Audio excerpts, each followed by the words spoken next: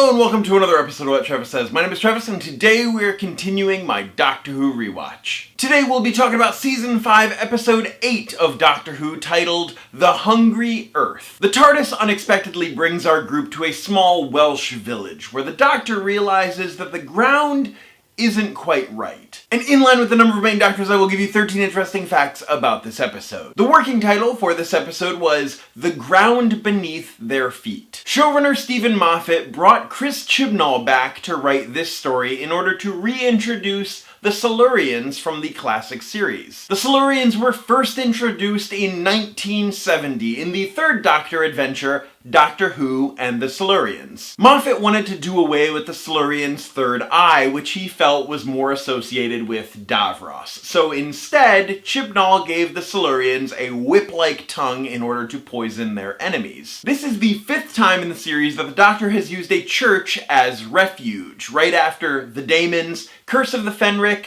Father's Day, and Amy's Choice. Chibnall considered bringing back the Sea Devils in this episode as well, the Silurians' sorta cousins, but figured that this story should be primarily about the Silurians and what the Silurians want. The completed cut of the episode was 60 minutes long, so 15 minutes had to be cut from the episode in order to fit the proper time slot. One major story element that was cut were new creatures called armosaurs, giant armadillo-like dinosaurs which would abduct people. It's a bit of a running joke at this point in Doctor Who where the Doctor wants to take his companions to the beach only to get sidetracked with a dangerous adventure. In response to the question, "Are you scared of monsters?" the Doctor says, "No, they're scared of me," which is similar to something that the 10th Doctor told Reinette in The Girl in the Fireplace. Matt Smith celebrated his 27th birthday during filming of this episode. Despite a press release stating that this episode would take place in 2015,